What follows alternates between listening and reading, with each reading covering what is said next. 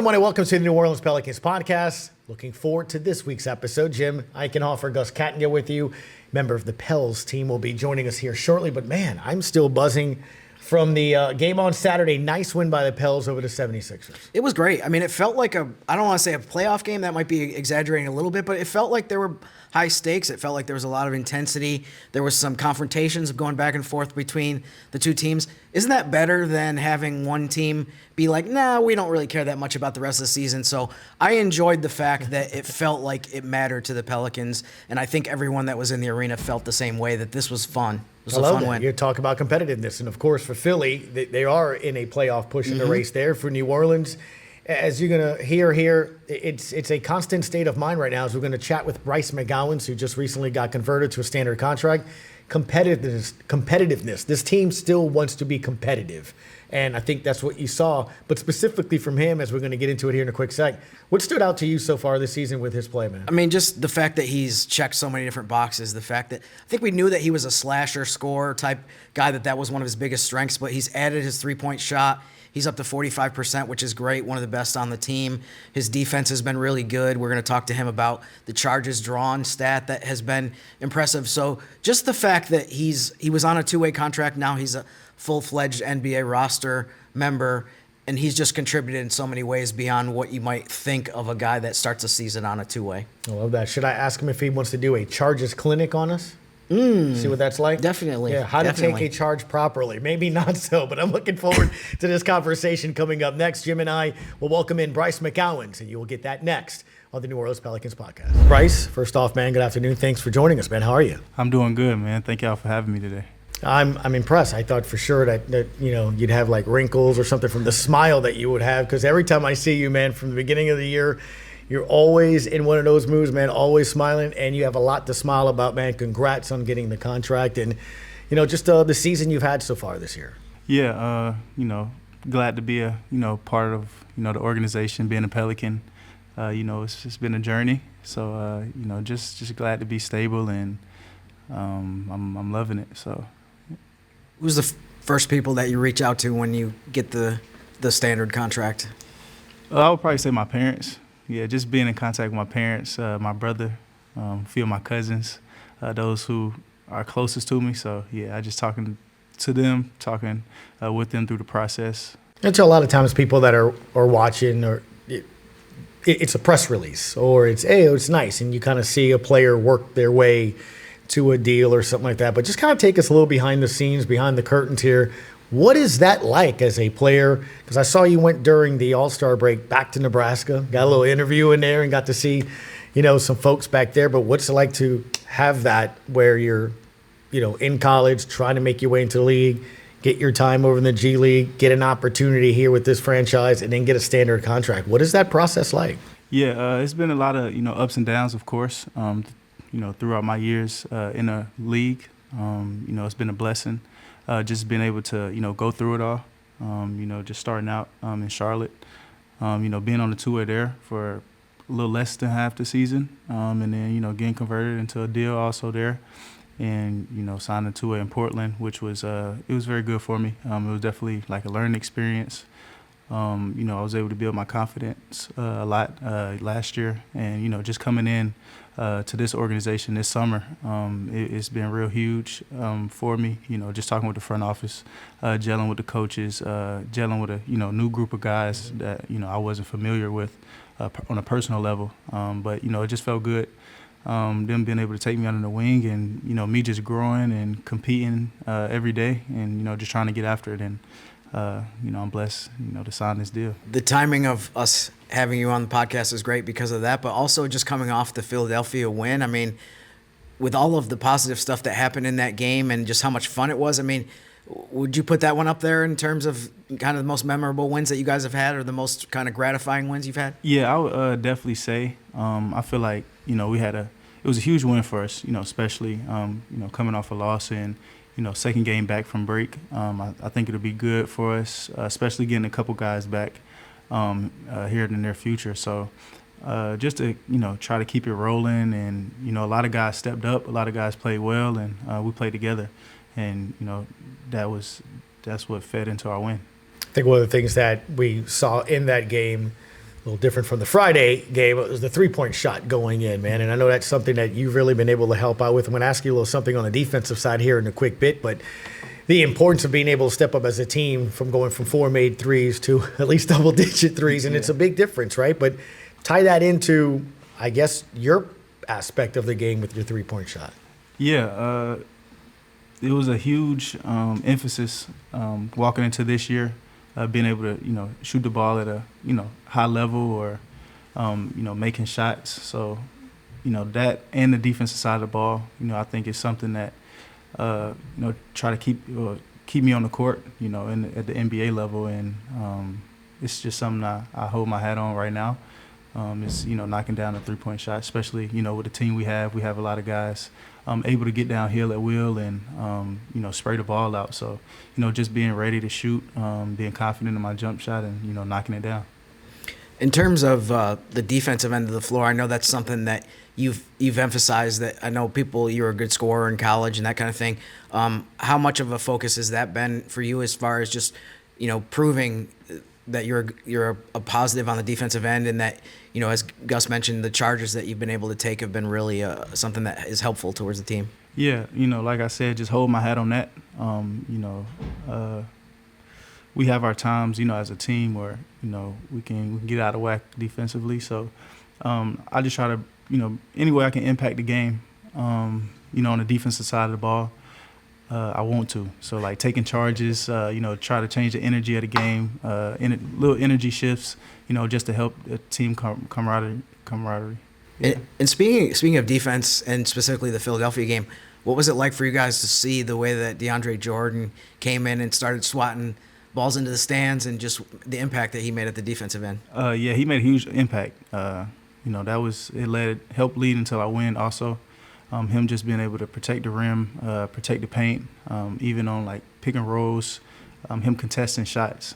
It was huge for us, and on the boards he was amazing. I think he had 11 rebounds at half, maybe 12. So he just was what he always been doing. That's what he does. So. The energy off the bench was something else. Watching it during the game, you could just see everybody so happy, obviously, for what he does. And Jim's going to ask you specifically about how you guys stay ready if you're not playing in that. But I kind of want to touch and lead into that with how important is the belief, and you've mentioned a little bit with the front office, but Coach Borrego in the last month or so has mentioned some pretty awesome things about you, such as, hey, you belong. You're a starter-capable player, a two-way player. You're a guy that you can depend on. You're put in situations to close games out. How important is that as a player to have that belief system, especially from somebody that is running the team? Mm-hmm. Yeah, having that belief system, especially coming from, coaches, who study the game, coach the game, coach us, it's huge. It's an extra, like, confidence builder, and it makes you even want to go harder than, you were before. So I really appreciate, all the staff and Coach Borrego, trusting me, being able to put me in a position to succeed, and I'm just trying to take the most of it and get after it. Because it's interesting you say that, because that's one of the things I'll mention sometimes on a broadcast to Graf, where there's some things that don't wind up on a box score, right. Whether it's and you've done that a lot that I've complimented on the air. You'll go run out on a three and have them pull it down and now have to go for a two, and that might either turn into a missed shot or not a three-pointer, though, that can go momentum. That's not on a box score anywhere, but it's hustle plays, things like that. But a lot of times, if you don't have a coach that understands that or sees that, right? I mean, so I guess that is important to have somebody understand, hey, look, I moved them off from that spot, or I made him do that extra pass that led to Jim stealing the ball, and gets to a fast break. Those little things, those details, they're important to you, and they're important to this team, maybe that led by that staff. Yeah, definitely. Just, like you said, just trying to have a plus on the game. Little things, charges, running somebody off the line, for contested twos or whatever it is. You're like getting a tip out rebound. You might not get the rebound, but, your teammate is. So, just little things like that, help us win. I just want to continue to do that, and, hopefully it turns out well. We've seen kind of the versatility of your game, both ends of the floor, of all the different things that you can do. But I don't think you're known as a dunker, at least from what we've seen in the games. What did you think of the dunk that you had against Philly? Was that one of the better ones you've had in your career? No, I wouldn't say. I think I got a few, real good dunks in previous years, but this year I really haven't been on the rim like that. But I told the guys at the end of the Milwaukee game that I was gonna start back dunking and hopefully get some more energy out of that. What kind of reaction, or did you get any comments from your teammates after that dunk? Yeah, DJ said it was baby, but I told him the ball was in the stands, so I don't know how baby it was. So he wasn't impressed with that. Nah, he was dunk? just messing with me. Okay. Okay. Yeah, I mean, he did get that, the alley-oop dunk, in that game on Saturday. But it's interesting because one of the things that you can quantify in the box score is dunks. You got Trey, you got Carlo in there as well. But just it's interesting. You were talking about momentum plays, and that can be a stop. It can be a charge. It could be a three-pointer. It could be a dunk. Yeah. And those are elements of your game. I mean, those are all things. And you've seen the crowd Saturday, man. You can get the arena going on any of those plays. For sure. Now, you're right. It just like the little things, energy shifts. They're huge for runs, huge for like the team. Just coming together. Little things like that, like you said, stops. They're always pluses. So the more we can get, the more wins we can get. Of that entire list, do you enjoy any of those the most? Is it a three? Is it a dunk? Is it a stop? Is it a charge? Steal? It's becoming charges. Really? Recently, definitely charges. Yeah, I would say I'm trying to get up there like in the top of the NBA and charges taken. You know who leads the league? No, I think Tumani. Jalen Brunson was when I looked at. He had 20. Charges? 20 charges coming into us recording this podcast. Gotcha, yeah. Because you have 8, but you're close. I mean, yeah, close. Per minute. Let's do per minute. I don't know. We gotta look at that. That's what I mentioned that to Jim. He's like, wait a minute. By the amount of minutes, yeah, let's right do up that. there. Let's do but that's interesting. Is it a mindset? I mean, do you want to take that? I mean, we see it like I think of like Draymond and other guys like that just they walk up and they're fist pumping off of a charge. You have to. It's almost a mindset that you want to do that. Yeah, I mean, it's putting your body on the line. A lot of guys don't want to do that, and I've been taking pride in that this year. Just trying to force turnovers. That would be a box score turnover also as well. So just trying to force turnovers to give us the ball back on the offensive end. Seems like it's one of those things too where your teammates appreciate it because you're putting yourself in harm's way. There's a lot of guys in the NBA that I think the average person doesn't want to stand in front of. Yeah. But, I mean, the fact that you're willing to do that, I mean, it is a very selfless play. I mean, you kind of see it that way, too. It's not – there might be some ways that you can measure it, and obviously we have the charges drawn thing, but you're not getting 2 points for it. You're not getting – I think people that really watch basketball appreciate it, though. Yeah. People that really study the game understand the willingness to do that, basically. Yeah, definitely, sacrificing, and I want to I'm trying to become a player, that's labeled as like a defender, 3-and-D, or however you want to, call it. So, that's part of it, getting stops and taking charges. DeAndre was huge in getting the crowd involved in the game beyond some of the plays that you made and some of your teammates made. I did have a question for you. We referenced the kind of the Stay Fit League, which is the group of players that aren't necessarily in the rotation that are playing for conditioning. You've had stretches this season where you weren't playing not because you weren't playing well, but because they had to keep you under the games limit when you were on the 2-way contract. So, but my question is, and maybe this would be better to ask him, but what's the story behind him calling it the Death Row League? Do you know the story behind that? Yeah, we get real physical out there. So that's why we call it Death Row.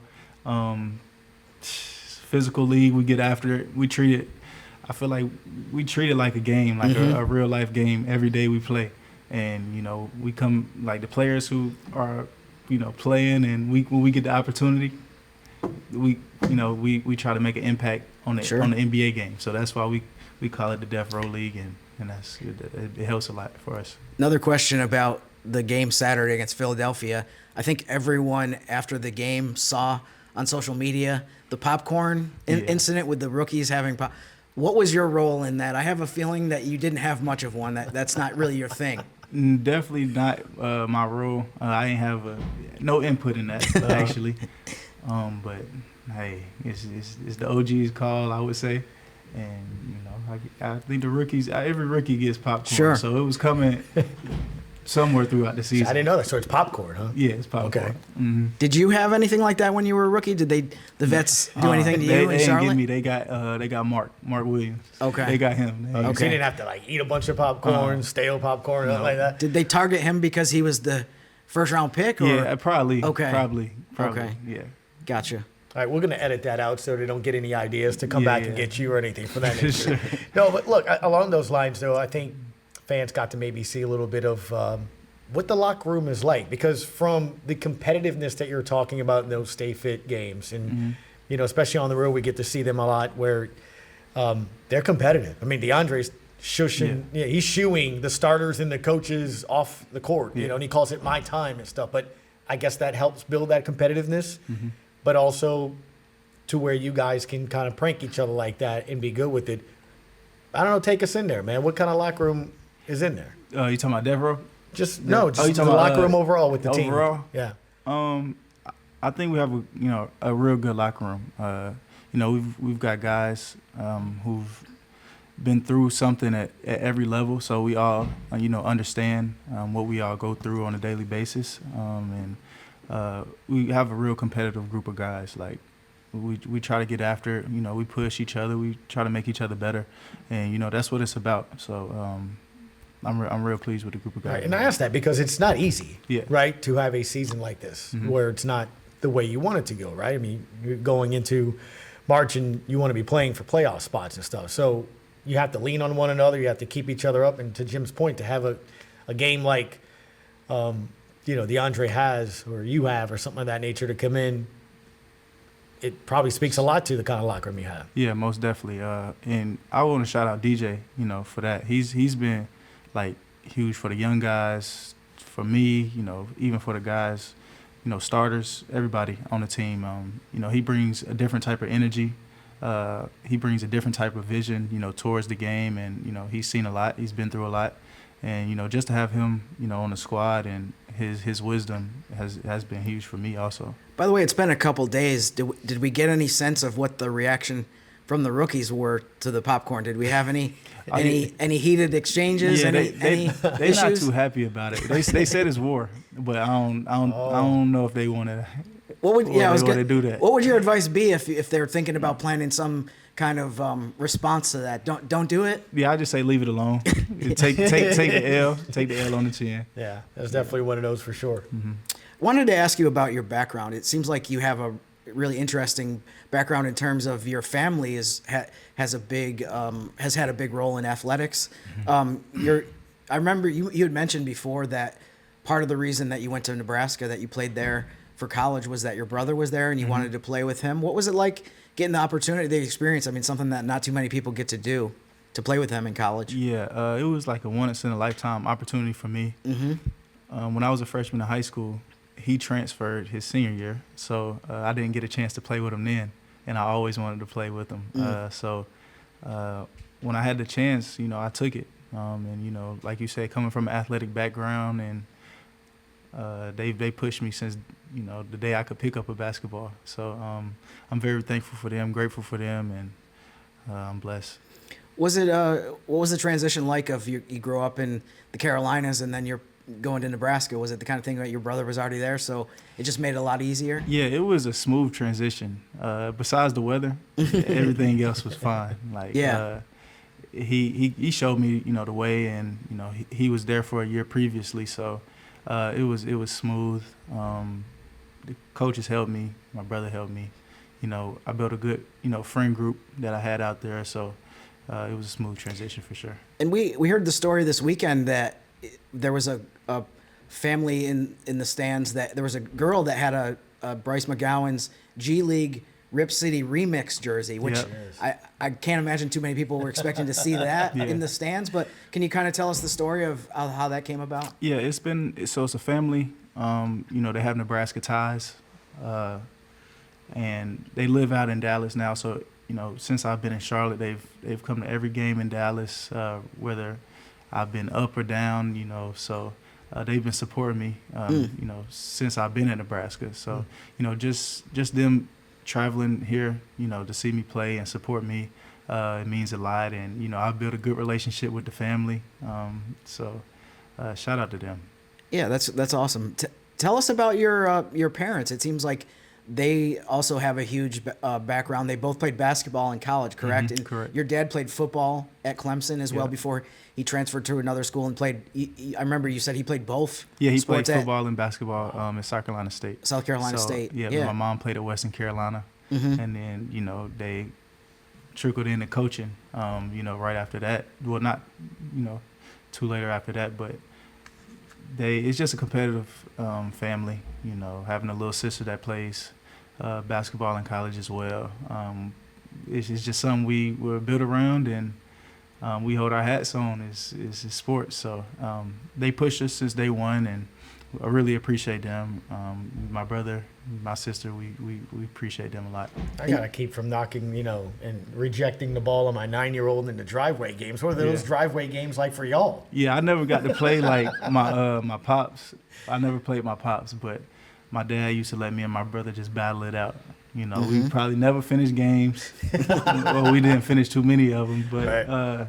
It made us who we are today. So those driveway games, they build character for sure. And I saw that your mom has been a basketball coach. Your dad coached basketball as well. Yeah. How much is that something that do they coach? Do they try to give you coaching tips or talk to you from a coaching perspective as well? Yeah, they do. I would say not as much as they used to, because of course, they probably know that I watch film a lot, and I got coaches at a very high level to be able to help me. But just little small things.